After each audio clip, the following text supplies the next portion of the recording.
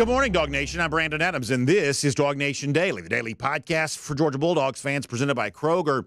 It's sort of a getaway day for us. This is the last show we'll do before our DawgNation cruise begins on Monday. Now, we've got a great collection of shows coming up for you next week, which have been recorded, and also kind of a really fun thing coming up a week from today.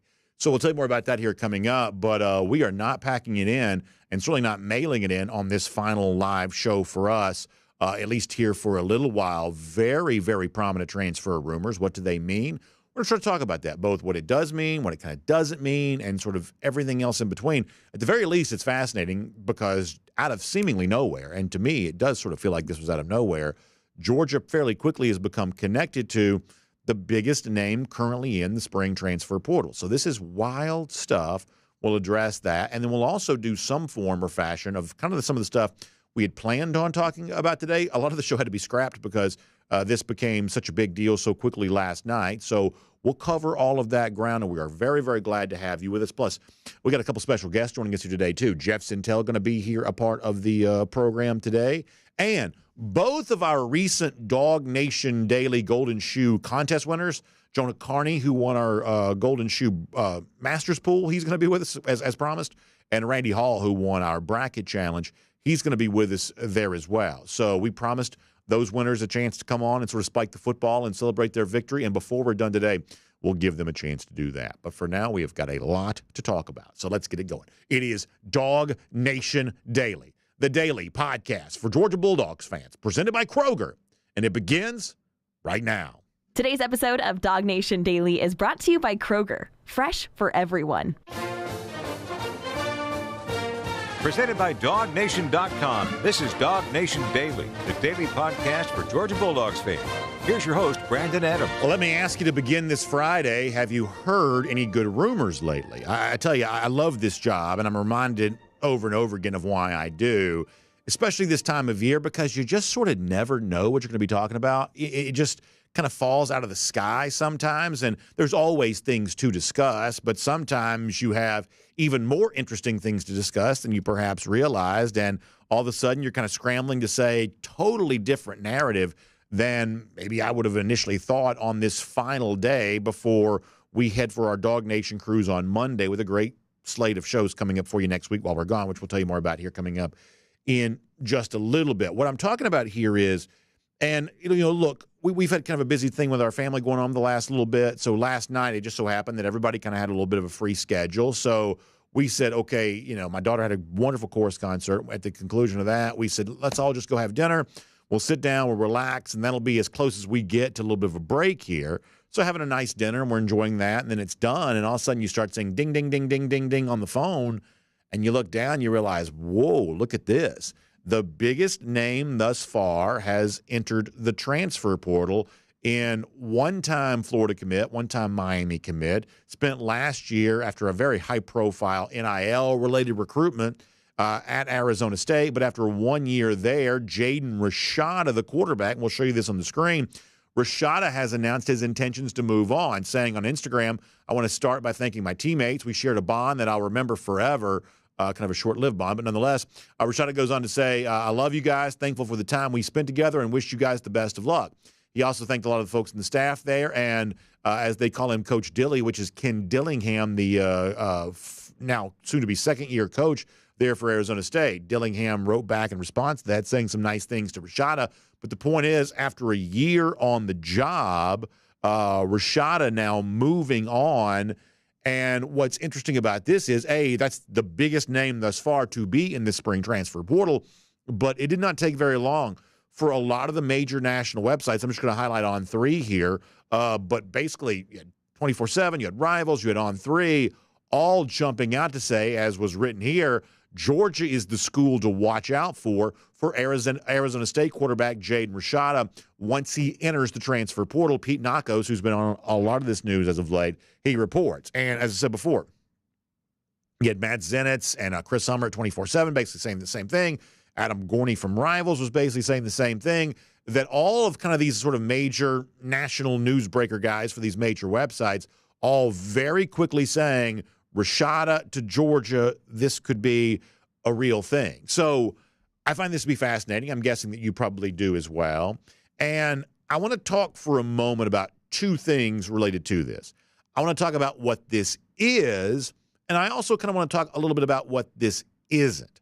So what this is for Georgia is potentially an incredibly fascinating piece of news. We know that Georgia wants that fourth scholarship quarterback. We'll talk more about that here coming up in a moment. Kirby Smart's been pretty clear about that he feels like they're kind of under quota, as the word he sometimes uses, when it comes to this position.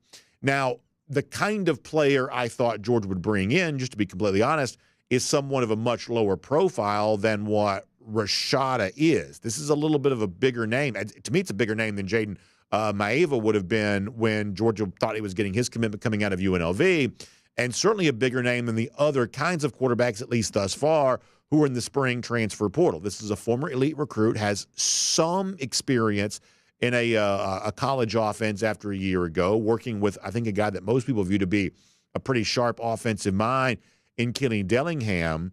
So I think there'd be some value here. And in fact, I'd say it this way, and once again, your opinion on this might be different than mine, and if so, that's fair. But I would say, comparing him to, like, say, a Julian Lewis, for instance. That's the quarterback that's been out there. 5-star, big name, and yet when he arrived at Georgia next season, if he did, he'd be doing so with not only no college experience, but also just 3 years of high school experience because Lewis reclassified. I personally believe that Rashada would be a more valuable quarterback prospect for Georgia in 2025 than Julian Lewis would be. I'm talking about as someone who could potentially compete for a starting job, because at that point in time, if he were to come to Georgia, he would have been at Georgia for a year, learning the system the same way that previous Georgia quarterbacks have, and he would have an additional year being around a college program prior to that.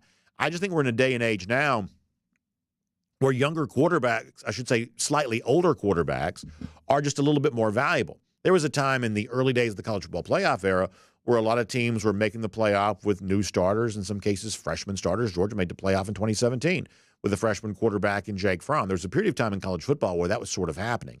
Or sort of, brand new first-year starters like Johnny Manziel and Jameis Winston were capable of winning the Heisman Trophy. That's about a little bit more than a decade ago. I would say in the last few years, we've seen that balance kind of shift back in the direction of all of a sudden it's slightly older quarterbacks who seem to have more success. So for me personally, if Rashada were to come to Georgia, to me it would be a big deal because, being slightly older, slightly more experienced than certainly Ryan Montgomery coming fresh out of high school, I would say that Rashada probably has a little bit more value right now. A little bit more value even than a quarterback who's gotten talked about a lot like Julian Juju Lewis. I would say that if Rashada were to come to Georgia, he would have just a lot more value than one of these inexperienced, fresh out of high school quarterbacks possibly have. That's why this is kind of a big deal. However, on the flip side of this, I think it's also important to get the additional context for exactly what's going on with Rashada here right now. First of all, the name I mentioned a moment ago, Jaden Rashada, the former UNLV quarterback, who also out of nowhere sort of announced his Georgia transfer. We were all kind of scrambling to make sense of all of that. And then like 5 minutes later, Rashada changed his mind, then went to USC. I do think there's at least some chance that Rashada, even though we're seeing very credible rumors and very prominent news reports connecting him to Georgia at the moment, there's a chance all of this changes a little bit like the Rashada story, changed a few months ago. That's at least a possibility. And because Rashada is really famous, having had the big NIL dust up with Florida, and I was kind of joking a little bit about that on social media last night, and the battle that was going on for a while between Miami and Florida. Because as a recruit, Rashada was so famous, I think there's going to be a chance, at least a little bit of a tendency maybe, to kind of inflate this story beyond what it sort of needs to be. The additional context on this is also, I think, really important too. If Rashada were to come to Georgia, it is, of course, a big deal, but keep in mind a couple of things here. I mentioned the fact that he got some experience at Arizona State last year, but it was actually somewhat limited experience. He did begin the season as a starter to give you an idea of how talented he is, but after a couple of games there, got hurt, and then almost, I think he played like one more game the entirety of the rest of the season. So this is a pretty young guy, at least a year ago, who was, pretty inexperienced. The fact that an injury kind of took him away from most of his freshman season. So much so, and if you talk to people out in Tempe, they'll tell you this, So much so that Kenny Dillingham, the Arizona State coach, did bring in another quarterback for this offseason there at Arizona State. It's a guy named Sam Levitt who had been at Michigan State. All reports are Levitt had a pretty good spring there for Arizona State, and there is a chance that, given the fact that Rashada had sort of a lost freshman season, that if Rashada would have stayed at Arizona State, there's at least some possibility that Levitt would have beaten him out to be the starting quarterback. So my point in saying that is not to poo-poo the idea of Rashada coming here. I do think it would be a really big deal, and I do think this would be an incredibly talented player to add to the quarterback room.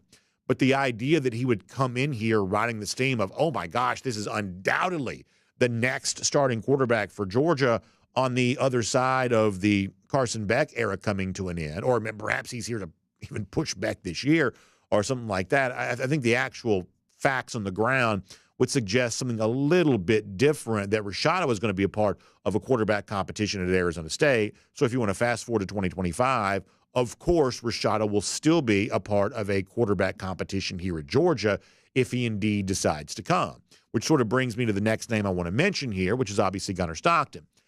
I don't think the fact that we're going to fixate a little bit on Jaden Rashada, I don't think that's going to change, anything for the Gunnar Stockton conversation at all. If Rashada were to come to Georgia, of course, he becomes a very formidable part of a future quarterback competition.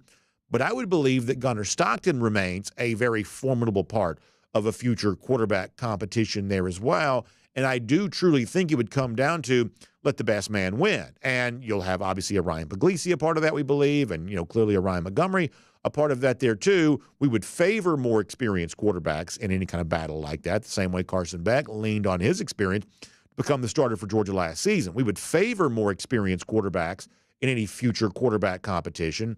But in the battle between Rashada and Stockton, it's not obvious to me which guy would win that. It seems like now Rashada probably is destined to get a little bit more attention because he's a little bit more recent. His recruitment had a little bit more in the way of fireworks. But honestly, I mostly liked what I saw from Stockton this past Saturday on G-Day. It was not a perfect day for Stockton, but his ability to deliver the football, I thought was frankly pretty impressive. And I do think it'd be a fair fight between him and Rashada if Rashada were to come to UGA. Now, the good news here is, from a mindset standpoint, Gunnar Stockton is exactly where you would want him to be. And it sounds an awful lot like the guy we talked about yesterday when Ryan Montgomery, who I promise we'll still talk more about today, when the four-star quarterback committed to Georgia, he did so with the belief of, I'm here to compete. Georgia's going to recruit good quarterbacks before me. Georgia's going to recruit good quarterbacks after me. Perhaps Georgia's still recruiting good quarterbacks in my same class there as well. And I'm just here to kind of prove I'm the best, no matter who it is that I'm asked to compete against. That's what Ryan Montgomery said. And Gunnar Stockton has said very, very similar things. In fact, if you want to go back to the last time we heard from Stockton, just a couple of days prior to G-Day, he was asked directly, hey, Jair Kirby might be taking a transfer quarterback. That's somebody to kind of crowd in this quarterback competition with you, in that quarterback room for you. Do you feel any kind of nervousness or some sort of scarcity mindset because all of a sudden, you got another quarterback in that competition? And I thought, especially in light of the fact that the Jaden Rashada rumors seem to be as prolific as they are, I thought what Gunnar Stockton said just the other day about perhaps adding another quarterback here to the situation at Georgia, I thought it was very, very important words from him. Let's go back and hear Gunnar Stockton from just a couple of days ago. Coach Smart's always said he wants four quarterbacks and scholarship quarterbacks on the roster, and I think that's what it probably should be. At the University of Georgia, as a quarterback, why not? Why not would you want to come here? So, I think it should be a battle and competition and everything. So, just awesome.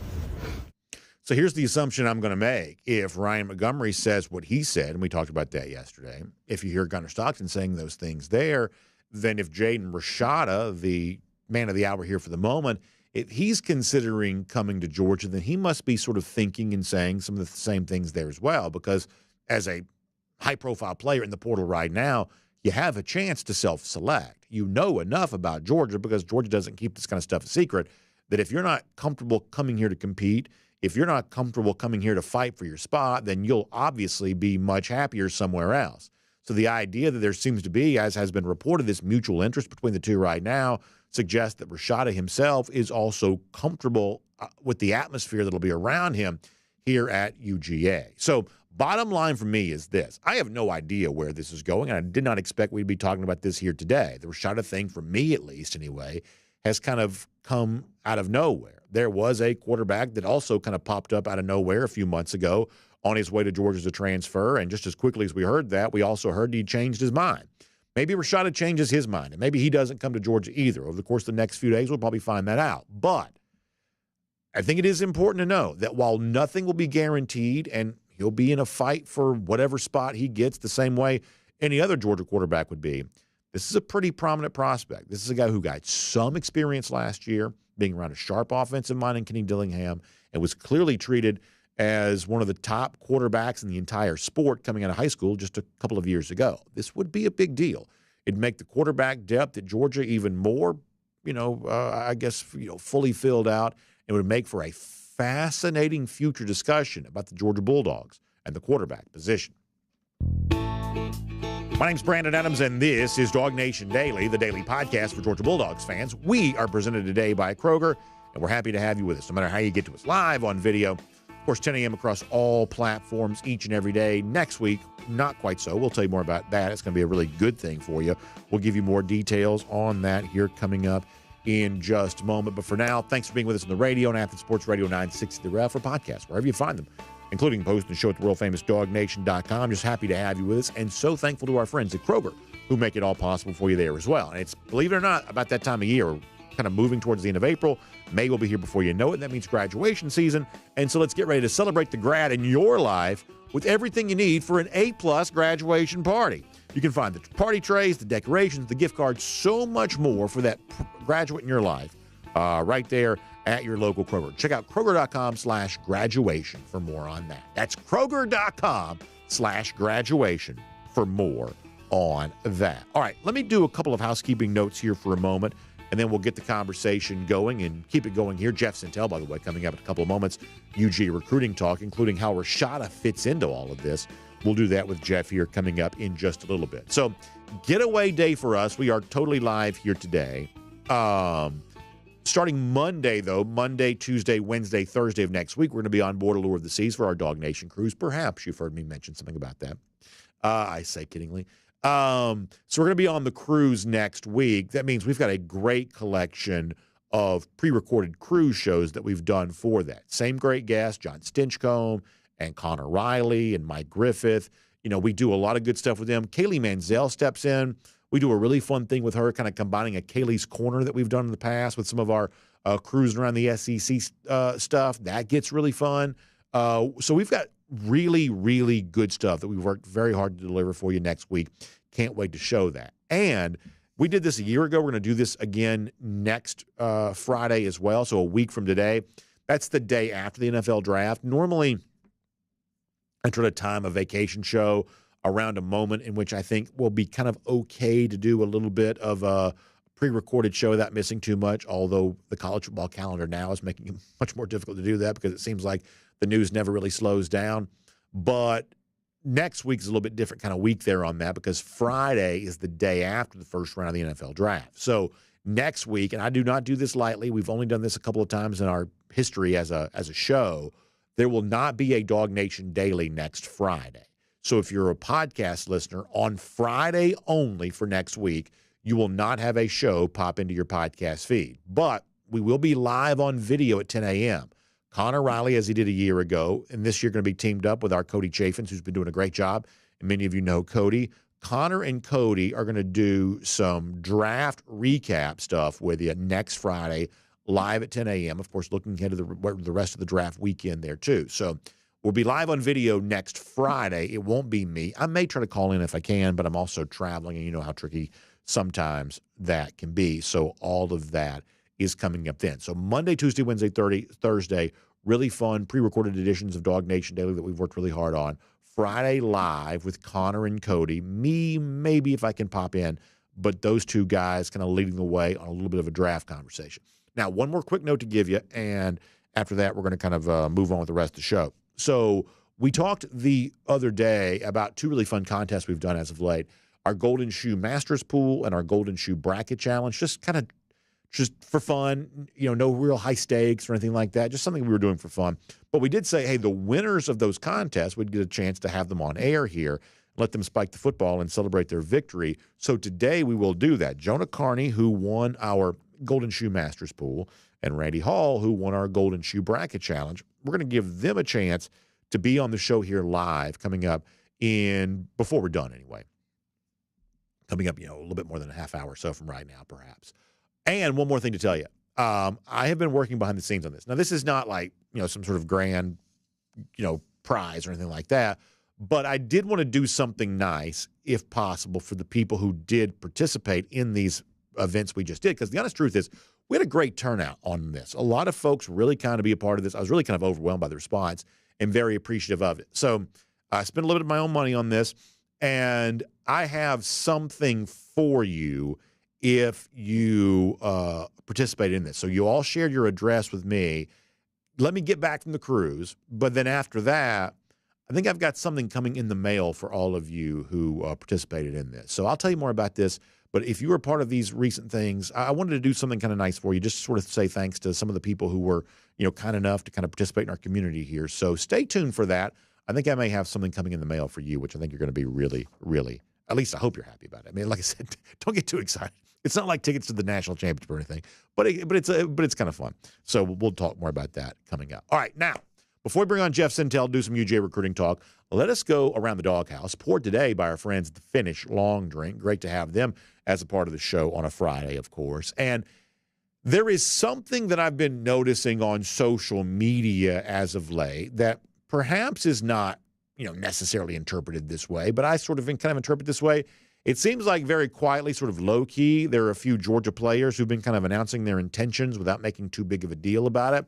And I think it sort of fits into a narrative that at least for now, and it's very, very important to say it that way, at least for now, any kind of dire prediction about how, apocalyptic the transfer portal was going to be for Georgia, at least for now, and of course in this day and age, anything can change at a moment's notice, at least for now, one more time I'll say, seems like it's sort of going okay for UGA. And I couldn't help but notice a few of these messages as of late that sort of feel like, hey, ready to run it back.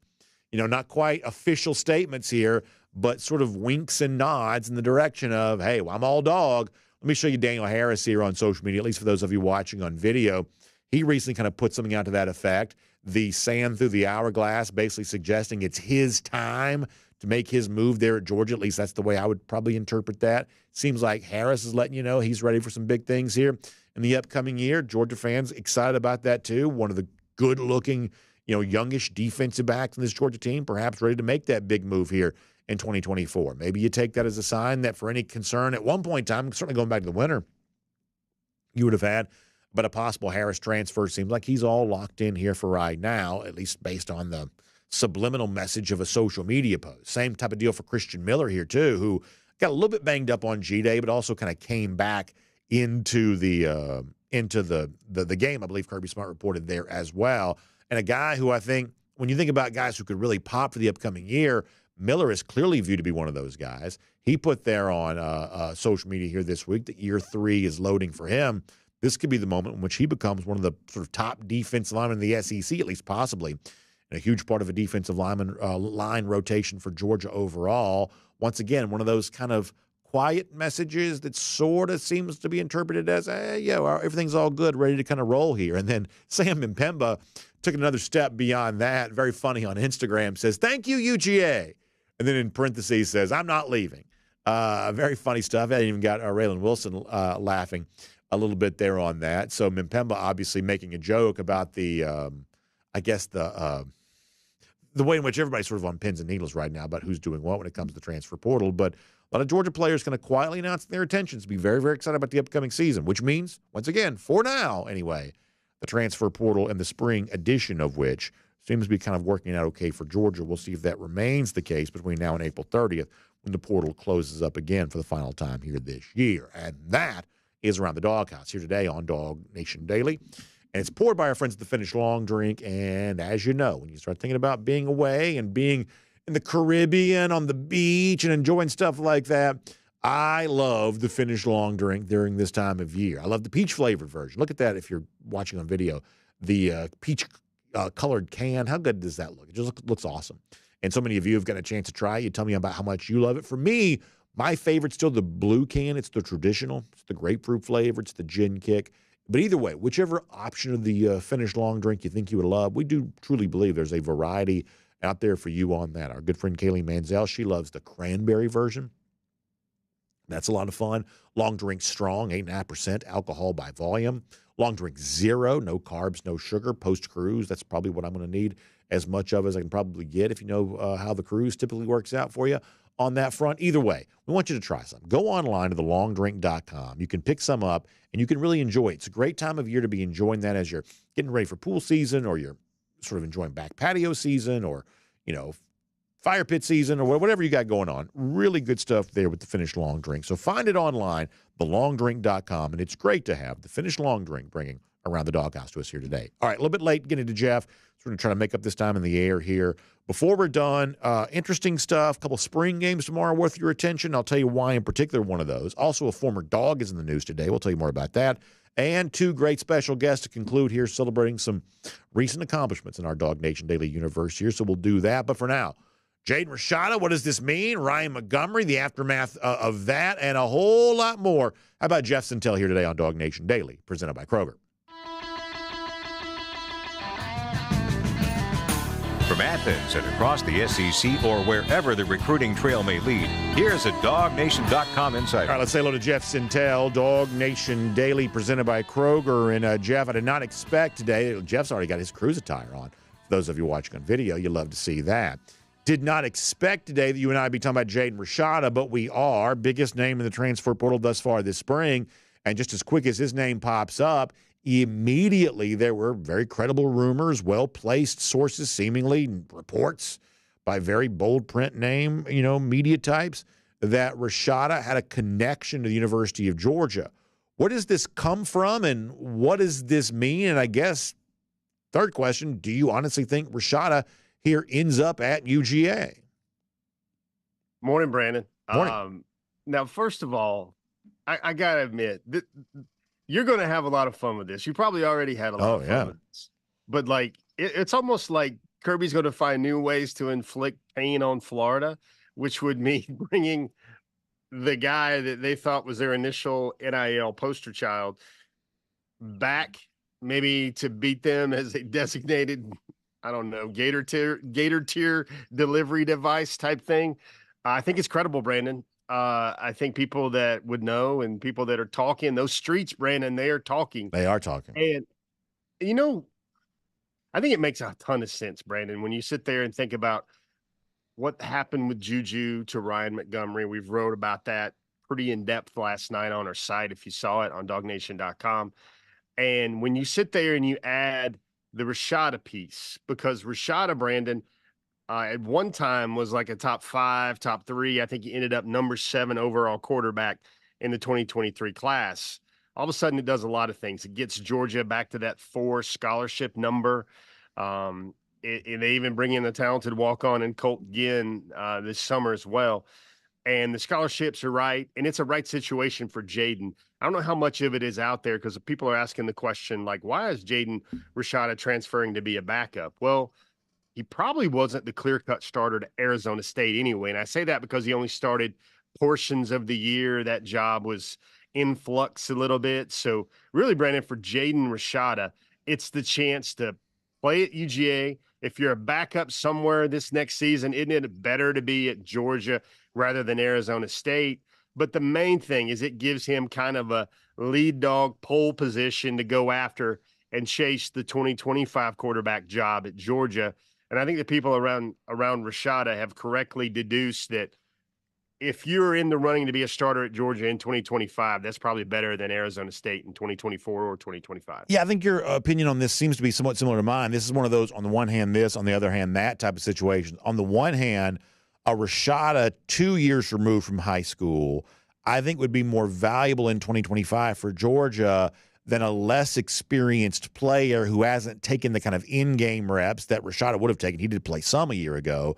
And a guy that would have kind of sat and watched this year, kind of learning the Georgia offense, that's a more valuable player than a less experienced guy that Georgia might be bringing in, whether that's Montgomery or another name we've talked about like Julian Juju Lewis. I just think Rashada would be certainly far ahead of one of those guys. But on the other hand, the name we mentioned was Sam Levitt. That's a Michigan State quarterback that came to Arizona State. A lot of people in Tempe will tell you that he had a very good chance of starting at Arizona State this year, whether Rashada remained there or not. Yep. So this notion that because Rashada's pretty famous, well known because of his recruitment, biggest name in the transfer portal right now, that he would have the inside track over Gunnar Stockton to be the starting quarterback in 2025. I can't necessarily go there. He might win that, and I think that by 2025, Rashada could prove himself to be a very good quarterback. But I don't know that I would handicap him as some big favorite or maybe even a favorite over Gunnar Stockton. I think it would be a fair fight, best man win type situation, and we would just sort of see what happened. Obviously, that's the kind of competition that Kirby's pretty comfortable with. So the Rashada thing is one of these deals where he's clearly a good prospect, but don't let the fame lead you to believe he's the obvious heir apparent to Carson Beck, because I'm not really quite so sure that's what these tea leaves are saying. Yeah, Brandon, you're right on that, man. I think it's a lot of a depth piece right there, and I think it's a competition piece. And listen, I know people pay attention to recruiting rankings. It's a measure of ability. It's a measure of talent. Jaden Rashada, honesty compels us to admit, we'll put $1 in the coin jar for a fine for using one of your favorite lines there, Brandon. But, he's higher rated than Ryan Puglisi was coming out of high school. Yeah. He's higher rated than Ryan Montgomery is now. So why not add a talented arm like that to the mix? I think the one thing that I always, again, honesty here is that I always wondered with Georgia in the portal, and even Georgia and a potential second quarterback in this class or whatever, I just didn't know that they were going to be more talented. Like what was out there was better than what Georgia already had, especially when you included the 2 years of seasoning under Mike Bobo. I think I'm with you. I think I'm congruent with you, Brandon. I think Gunnar is still probably the odds-on favorite to be Georgia's quarterback in 2025, especially the way things are going right now. We can't predict remarkable progress for Ryan Puglisi right now. So what it does, though, is I think Georgia internally was kind of worried about, okay, Carson's gone. Carson's a first-round quarterback. What do we have next year? Is it Gunnar, who's really never started? Is it Ryan Puglisi, who was a freshman in 2024? Is it Ryan Montgomery, who is a true freshman? Really smart, really talented quarterbacks. But if you're chasing championships, you got to think you really need two quarterbacks, Brandon, not just one. So it's more solidifying what Georgia's number 2 looks like, as well as the potential number 1 next year. All right, let me just do one more thing on this to kind of reiterate an important point that it was a few months ago that kind of out of nowhere we were talking about a different Jaden Maiava, transferring here from UNLV, and just as quickly as that popped up, it also disappeared. I guess how likely do you think it could be that, Rashada's announcement and the chatter about Georgia, all it ends up doing is sort of drawing more flies to the party here, and, eventually someone comes in with maybe more of a desperate offer than what Georgia's in a position to have to make here, and this ends up being as short-lived of a life cycle of a rumor as the Jaden Maiava thing was coming out of UNLV back in the winter. Yeah, quite possible. We can never rule that out, Brandon, but I think a lot of places, they're not looking for a starter, or if they were, Jaden would have maybe hopped out after his freshman year, the first portal window there with Arizona State. Potentially, Brandon, if Georgia gets the rug swept out of their feet, swept out from underneath them on this one, I think it might be the Arizona State collective maybe ponying up, but I can't really see that at all. I mean, I think this is just a strategic, really good spot in terms of, Brandon, you remember how polarizing or lack thereof when Maiava went to USC, not really a big deal on the food chain. I always try to bring perspective to these things. It's headlines, it's buzz, it's something to talk about in April, but we're really talking about first tier championship college football problems here. When you're looking at, hey, this guy could be the backup or he could be depth for 2024 at quarterback. I know quarterback's a very important position, but if that's the biggest transfer portal story for Georgia this cycle, then the Dogs are really doing something right. All right, so the quarterback I thought we'd be talking about today is Ryan Montgomery. Now, we made a big deal yesterday about some of your comments going back to Wednesday about Montgomery's willingness to kind of be a part of the system here at Georgia, perhaps waiting his turn, perhaps not being, I guess, I don't want to say too ambitious because he's clearly got ambition, but someone who's just willing to be a little bit patient. Let me say it that way. That perhaps played a big factor into why Montgomery committed to Georgia this week. So I'm going to let you expand upon that, then also take this in the direction that I think everybody's also curious. Is it now over between Georgia and the five-star quarterback in-state, Julian Juju Lewis? Over. Yeah, I would say over. Put me in team over there, Brandon. One of the things we talked to Ryan, got the chance to talk to Ryan pretty much in depth this week after his decision, and Ryan said it was pretty clearly articulated to him from Georgia that he's going to be their only 2025 quarterback. They did brief him and say, hey, we're going to go portal hunting. We're going to see what's there, looking out from the tree stand to see what's coming out of the transfer portal. He's aware of that. He's fine with that. Brandon, I think to answer your earlier question, I thought he said it perfectly. And I mean, I don't think Gummy Van Gorder or Mike Bobo or Kirby Smart scripted this, but right there at his commitment ceremony with that video courtesy of WTOL TV, he came up to the podium. And right after that, with that being said, I hope you caught this, Brandon. He said for the next 3 to 5 years. Yeah.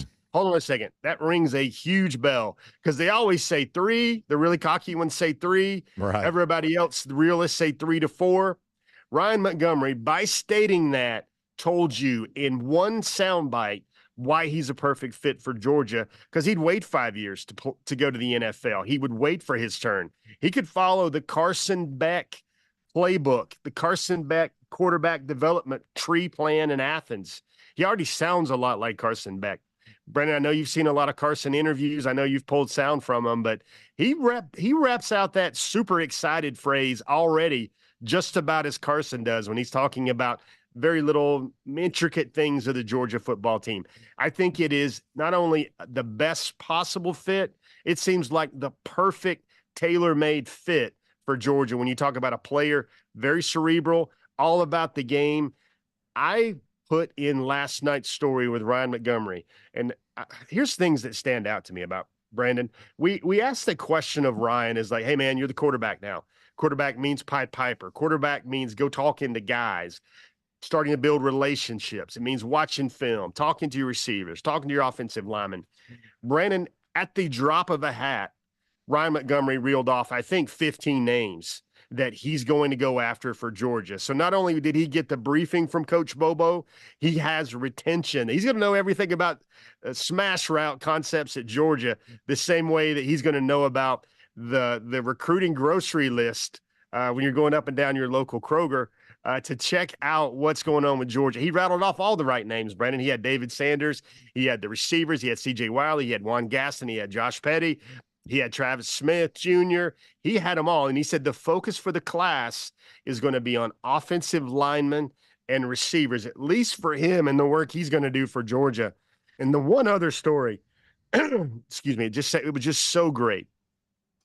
He comes to Georgia in spring practice in March, and it's a no-frills visit, kind of like the one Mason Short would love. And they go there, and he watches spring practice, Brendan, so that's already 2.5, maybe 3 hours. Then he comes in the film room with Gummy Van Gorder and Mike Bobo and watches tape of the practice for about 3+ hours. They grade it. They go over protections. They go over route concepts. They go over everything. What the quarterback should have been thinking, what the quarterback was actually thinking, whether that was good or bad. Film session's over. Ryan kind of stands up and he's like, guys, I'm pretty much done. Like, I can't wait much longer. I think this is the spot. I belong here. This is where I need to be. This is me. This fits my mentality. Right. And he says his piece. Like, in some ways, I admire a recruit that does that. That's like, hey, man, shoot your shot. If the dream is Georgia, if the dream is Arizona State, let them know that, hey, let's get this done. Ryan says his piece, probably thinking, knowing at that time, he told me, I'm probably not the number one quarterback on the board. But Ryan said he thought he began to change Georgia's mind with that visit. So much so, you want to know how much Gummy and how much Mike Bobo were impressed? his father meets up with Bobo at the end of that meeting. Let me get my throat clear. And what he does is he goes, Mike Bobo says to Mike Montgomery, let's not get our mics confused. He says, I think this is going to work out. And then they go on their way back to Ohio. But he left him with that in terms of Mike Bobo was like clearly impressed by that and says, this is probably going to work out. I believe this is going to work out. Boy, that's fascinating. I just love a story like that. Yeah, that's fascinating. Georgia's also taken another commitment since you and I last spoke here. That was on G-Day, Darren Akinabon, the outstanding prospect out of the state of New Jersey. I guess give me a little bit here on this because, A, I love the fact that the pipeline to the Garden State remains open for Georgia even post Fran Brown.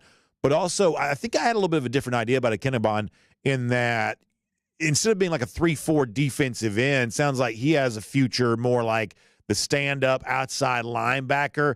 Would you mind, I guess, starting with that, what the position fit is for him here at UGA, and just kind of just anywhere you want to take that about a very impressive G-Day commitment ad for Georgia in this class of 2025? Yeah, so Brandon, there's a lot of stuff there. First of all, he got classified up as an 8th grader. Like we talk about guys classifying back and redshirt freshmen in 8th grade in Georgia in the South or redshirt kindergartners. He's in 8th grade and he's already 6'4", 180. His principal tells him, you're smart as a whip and you're also 6'4", 180. Get on up to high school, man. So they moved him up to the high school level. He's got Nigerian ancestry. That's becoming a very big thing there at the University of Georgia. Born in Italy, though, and then moves to America. I've been told he speaks 3 to 4 languages. Wow. 6'6" and some change, Brandon. 257 already.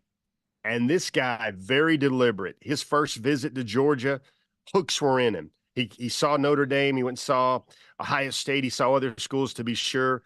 But when he got to Athens, he came to Athens for G-Day this past weekend. It was almost a done deal. So much that his high school coach, who used to play at Mississippi State, actually understands everything about SEC football. He said the only way that Darren Akinabon was not going to commit to Georgia this past weekend was if the stadium cracked in half. And I've never kind of heard something quite like that before about a prospect who he said the first time he saw him, this young man passed the eyeball test before he even knew what the eyeball test was. He runs so well, Brandon. There's a clip on his highlight film, really high up there. Somebody gave him some great advice where he makes an interception return and just takes off running. And he's got great speed to be 6'6 plus, 257 pounds. Brandon, I must admit, honesty compels me here as well, that when you're 6'6 and a half and you're 257 already as a rising senior in high school football, really sounds like your future role potentially might be not so much a lot of edge, but kind of a combo thing in terms of, maybe what Trayvon Walker did. Very hard body type to find there, but it's a rare body type as well. But the projections there for Darren, 6'6 and a half, 270 by the time he's 2 or 3 years in Georgia. And he's going to be rolling with that speed as well. And Brandon, I do feel if Georgia, we know Georgia, we've documented Georgia, we've chronicled Georgia, has to go crazy at edge this year because they took last year off after going very hard in 2023. I believe Darren was probably the top target at the edge position, and Georgia's already locked him up with a very no-nonsense commitment. Boy, that's really exciting, Jeff, and I think that's a great add to this class for Georgia. I also want to finish with this, and this kind of relates to a big name who was at G-Day on Saturday, but you also had a chance to spend some time this week with Justus Terry. This is going to be a great story at DawgNation.com. I believe it's coming today, and I would say that right now this probably stands as one of the recruits that Georgia fans want to know the most about, and especially coming off the visit. It's the USC commitment right now, but a couple of visits to Georgia, including the one there on Saturday. Where do things stand? Let's just kind of focus on Terry here. Where do things stand with Terry, and what was it like getting a chance to spend some time with him personally here this week for a story that everyone's going to get a chance to read here this weekend?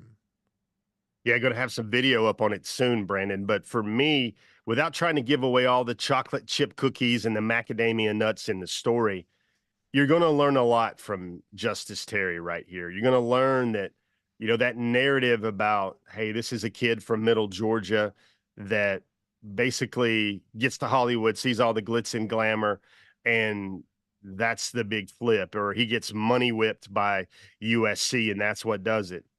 It's really not like that. Georgia coach Trey Scott had made it clear to Justus, as he said, the first time I ever started recruiting you, he said, I'm going to be in the race for you. It's going to be a race for you, but I'm going to be in the hunt for you. We're going to come for you. And he's reiterated that ever since, as he said, your recruiting will be a marathon, and we're going to be here for every step of the marathon. Justus told me that his decision probably will not be final until early signing day in December. Right now, he feels really good about USC, but he got to Georgia, and those kind of homegrown fires did start burning. And it's just a remarkable story. I think Justus is handling it really well. Everybody's thinking, yeah, Georgia might have a chance. I've even said Georgia does have a chance at the flip, and they probably should flip Justus Terry. But all those events have to run their course. Georgia's going to have to, I believe, Brandon, this is my belief here, that Georgia will have to do something in the NIL area to perhaps sweeten the pot. I don't think Georgia does that now. Do they do it at the official visit? Do they do it later on towards the actual signing day? That's probably what's going to happen here for him to be a Dawg. But this young man, Brandon, he comes from a high school. This is the proper perspective on this story I want to add, is the last time they sent someone to a Power 5 school was 2017, and that was to Kentucky. Not the highest of the mountains here with the Georgias, the Ohio States, the Alabamas, the Clemsons, those type of programs. But this January, Brandon, tiny Manchester High School, on the same field where Justus Terry has played football, his football games his entire life. The rec teams play on the high school field on Saturdays. Brandon, a very small town Georgia as it gets, perhaps. That football field hosted, I believe the number is 14 helicopters the month of January. And that's Georgia, that's USC, that's Miami, that's all the big names. 14 helicopters, Brandon. There's a difference between being a target and being a 5-star, and then where you are when you're a prospect like Justus Terry, who has NFL future just dripping all over him from the moment.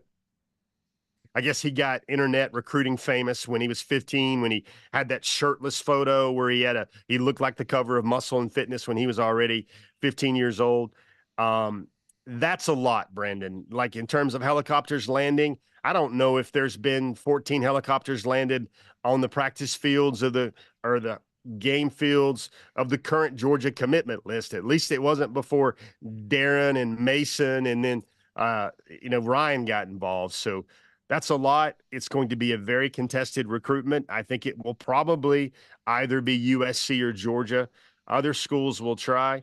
Justus did tell me, again, we're not trying to give away all the story here, but Justus did tell me that the way USC could potentially work for him is he would like to move his family, or at least a couple members of his family, out to USC with him to kind of get rid of those, to kind of maybe counter or maybe hold back a little bit of that homesickness and that missing that hometown vibe. But I'm going to encourage everybody, read the story.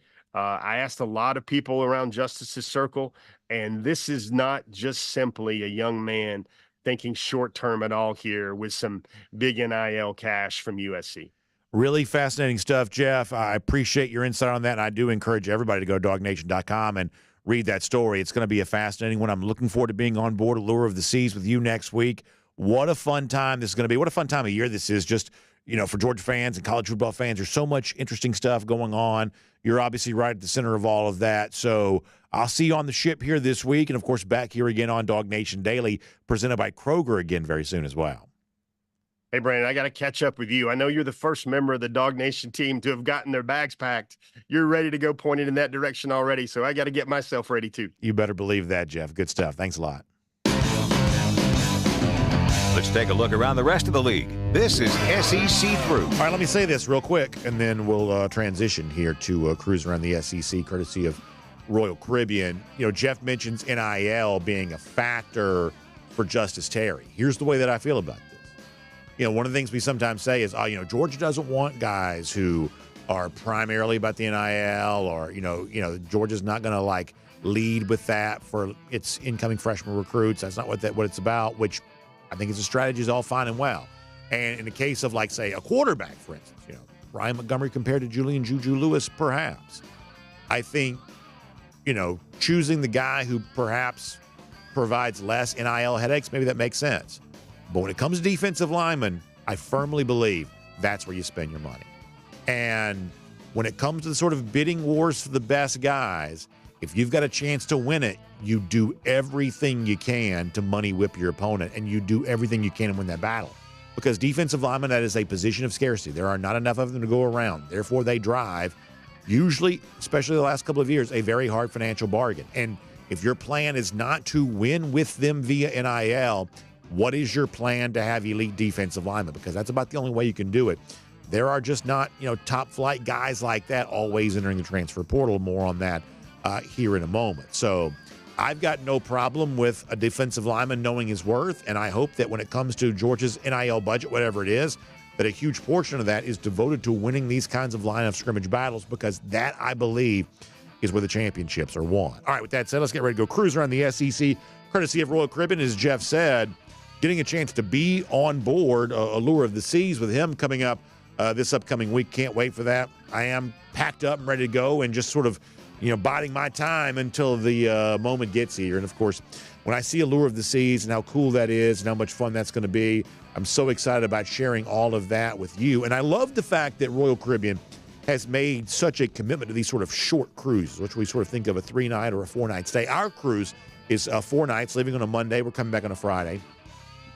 And then they'll do a 3-night cruise, leaving on a Friday and coming through the weekend, getting back on Monday. And for a long time, the short cruise market was sort of reserved for sometimes older ships or things like that.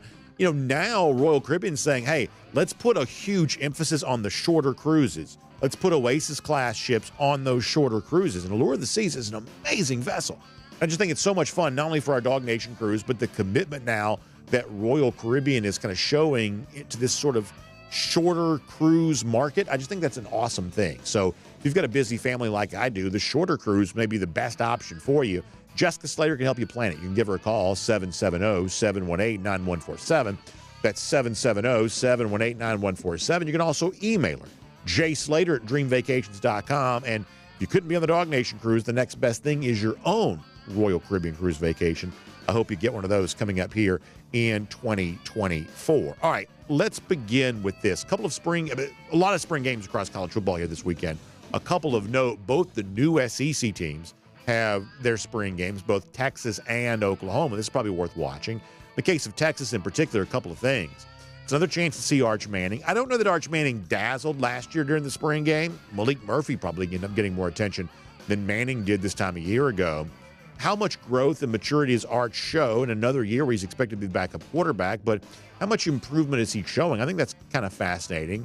It's also important to note that hype continues to build for Texas against Georgia, and Georgia traveling there. We had a great announcement about our DawgNation invasion to Austin a couple of days ago. I saw where Brad Crawford, 24/7 Sports, ranked Georgia-Texas as the biggest game in college football here this year. So a little bit of a preview of all that by peeking in on the Texas spring game probably makes a little bit of sense. I mentioned the absence of defensive line in the transfer portal.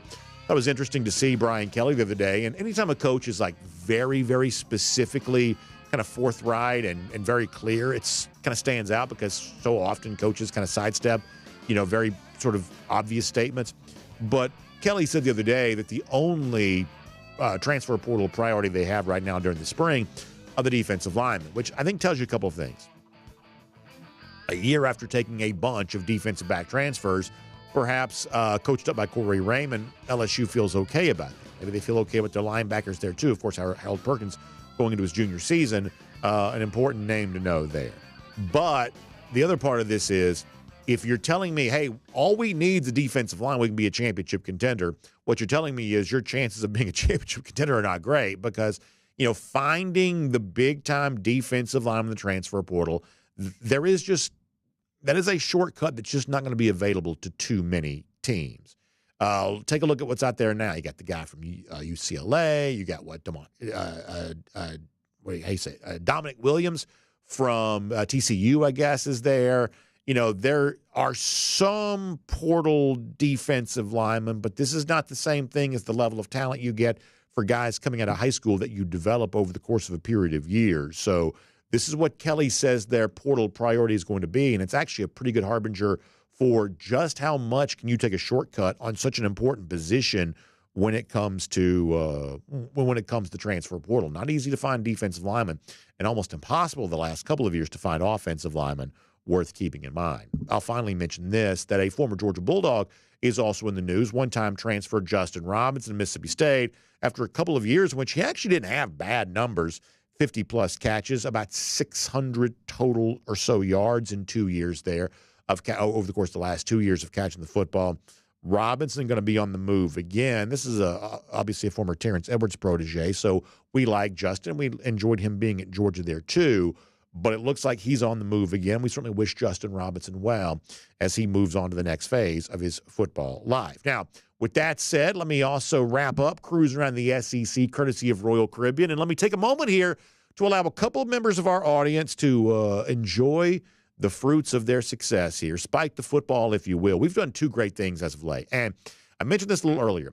If you participated in our Golden Shoe Masters Pool or our Golden Shoe Bracket Challenge, I think once I get back from the cruise, I'm going to have something really good. At least I think it's really good. It's not I don't want to make it more than it is, but it's a nice little gesture here that I'm going to try to send out to each of you who reached out to me. So just a little thank you from me. This is coming from me personally, something I wanted to buy and kind of do. This is all being done on my own here. Wanted to do this for you. So we'll do that here coming up in a week or so. But the winners of our various contests, wanted to give them a chance to enjoy that here today. So let me bring on, starting off with Jonah Carney here. Jonah won our Golden Shoe Masters Pool. A terrific job of making his picks, including very wisely having Scotty Scheffler a part of all that. Jonah's also traveling for work here today. So Jonah, kind enough to join us on what is a very busy day for him. So Jonah, let me begin by saying this. Congratulations on winning the Masters Pool. How big of a golf fan are you? Second only to the Georgia Bulldogs, man. I'm a massive golf fan. I've played since I was 12, which is when I started cheering for the Dogs as well. So as long as I've been old enough to have common sense, I'm a Dogs fan and a golf fan. So when you made your Masters picks, then you were probably feeling pretty good about it. I mean, obviously Scotty Scheffler had been on an amazing run coming into that. So having him kind of anchoring your team, you probably felt pretty good about that. And the rest of you guys, you were probably feeling okay about there as well, right?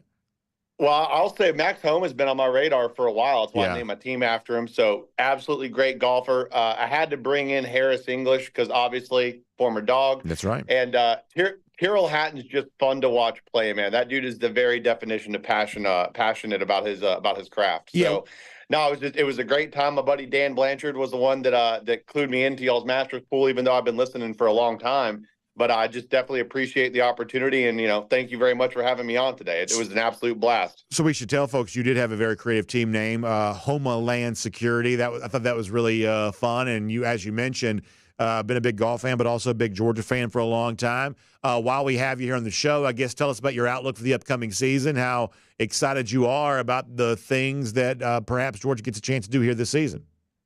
Man, I'm pumped. There's 3 games on my radar that I'm a little concerned about. I'm interested to see what Kalen DeBoer has in store for us when we take the trip to Tuscaloosa.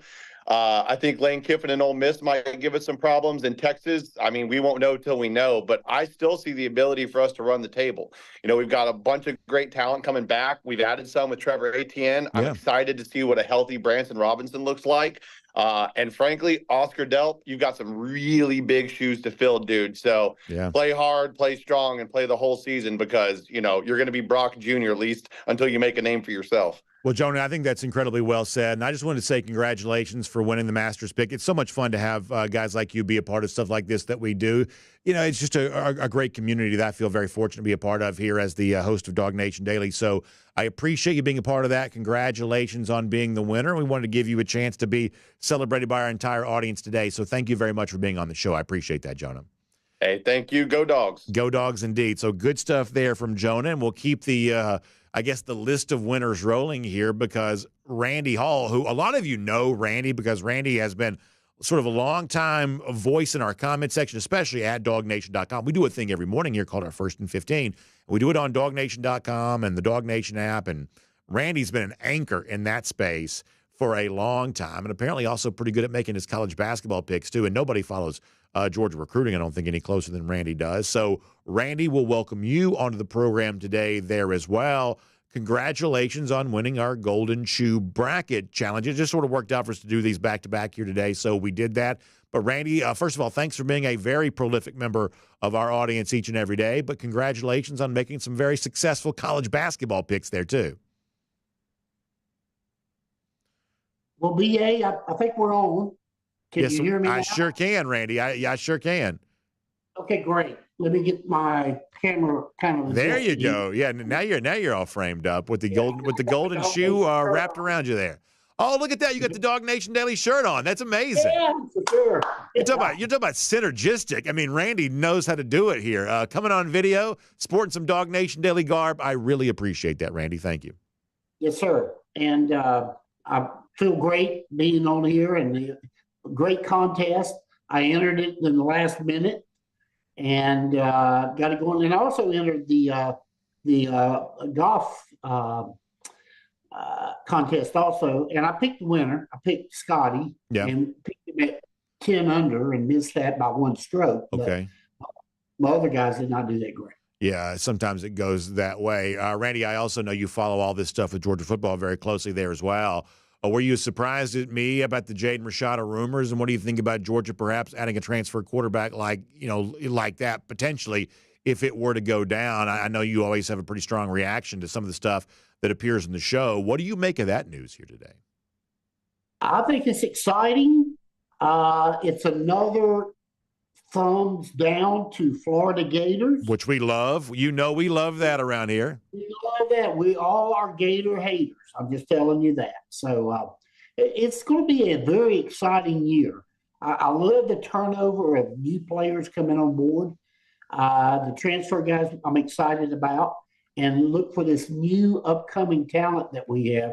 Really exciting about that this year. And I'll finish with this. I know you follow recruiting very closely, too. We just heard from Jeff Sentell about Justus Terry. Who's the one recruit still in this 2025 class you want to see Georgia bring in?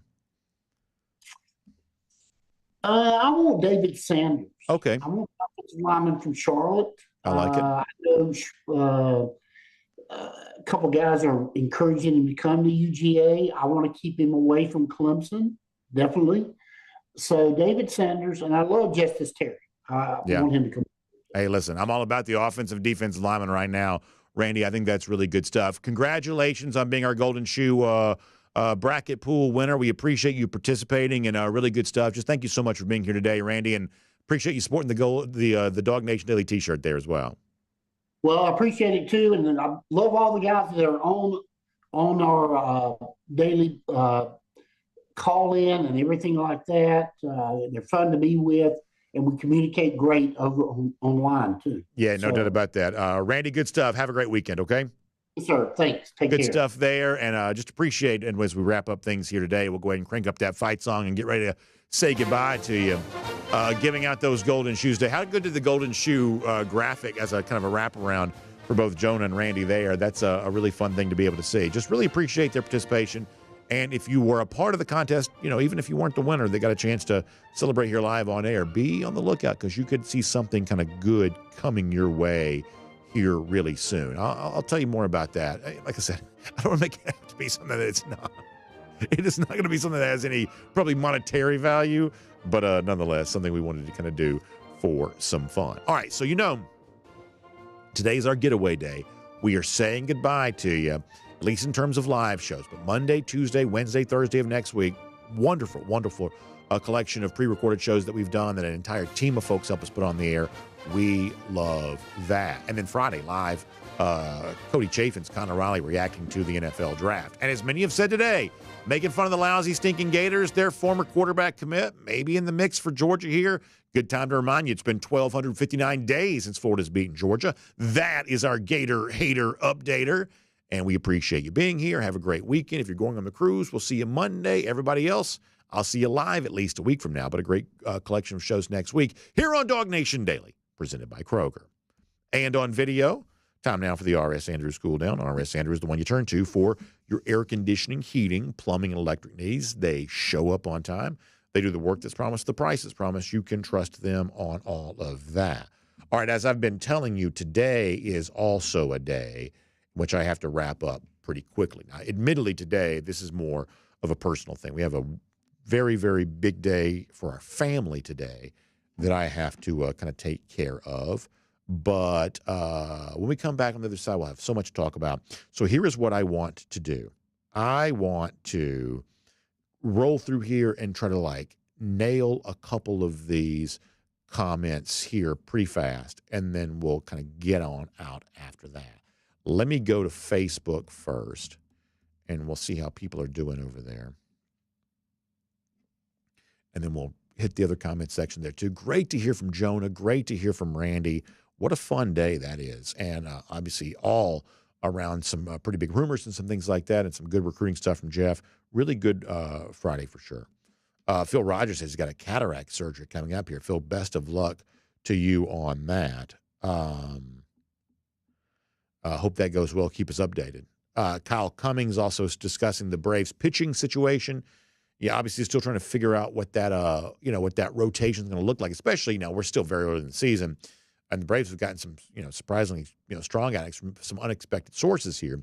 But as you kind of move into the year, obviously, I start thinking about, postseason, things like that. The loss of Strider is no doubt a very big deal. And by the way, big series coming up for Atlanta this week against the world champion Texas Rangers. Let's see what else is going on. Bill Sanders sounds like he's got a pretty interesting lunch here coming up. Very interesting stuff. Let's see what else is going on the Facebook side of things here today. A lot of baseball talk, which I love. By the way, Diamond Dogs got Ole Miss here this weekend. I'm going to try to make one of those games here this weekend if I possibly can.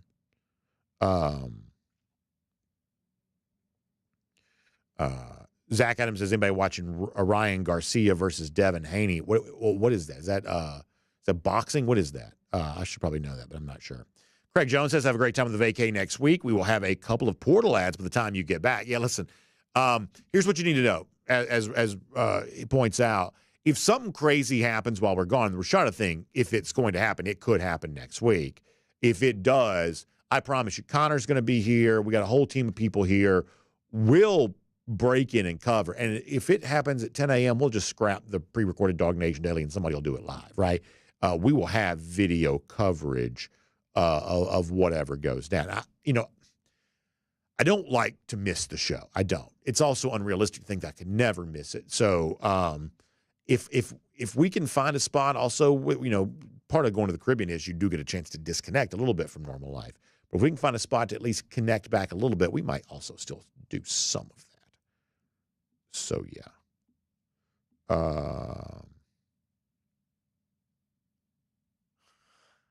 Craig Jones says he sure will have the internet package. Craig speaks like a man who's been on a cruise before, because there will be a little internet package purchased just in case we need to kind of keep up with what's going on back over here. DT, thanks for the kind words. Appreciate that. We are looking forward to the cruise and be the first time having Kaylee Manziel on a DawgNation cruise, which we're really excited about. Also, a lot of the folks in the DawgNation.com comment section celebrating Randy video appearance today on the program. You'd love to see that.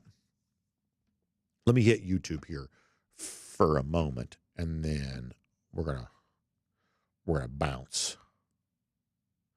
Gary Roach's strong prediction on YouTube, predicting that C.J. Allen could be Georgia's next Butkus Award winner. Boy, I love that.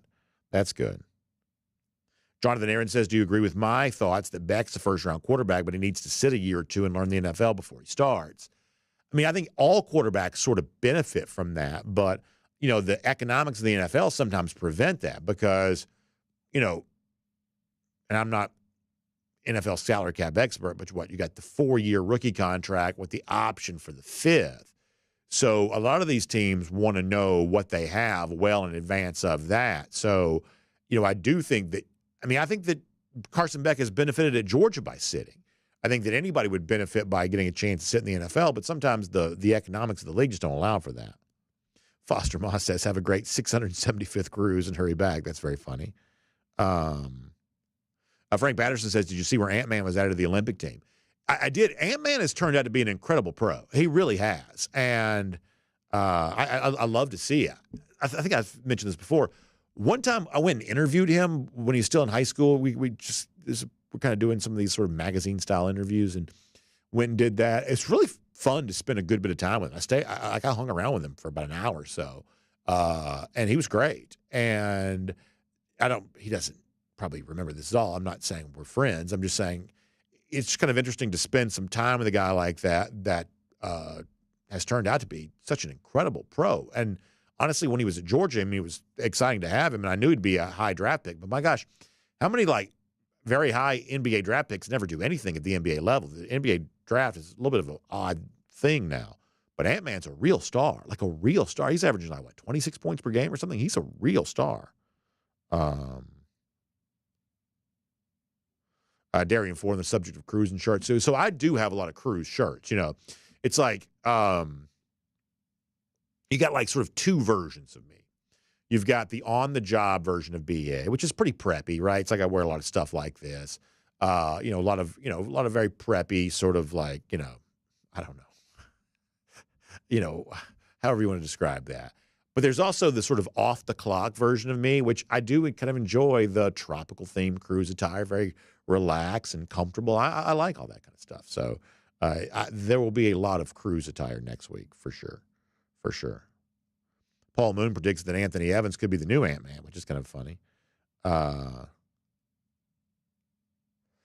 Chicken Bone News asking about Stetson Bennett. The only thing I know about Stetson is he is back again working with the LA Rams, which we obviously wish him well on. Maybe at some point in time, Stetson will talk more about his journey here, but it's going to kind of be up to him to decide when he wants to talk about that. And never is also an appropriate choice there too.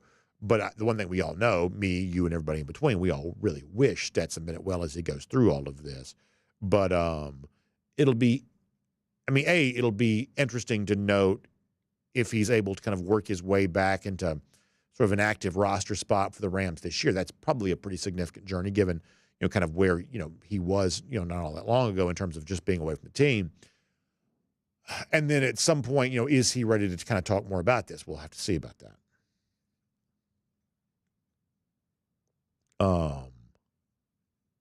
Jonathan Aaron also mentioning about what kind of fit Rashada would be.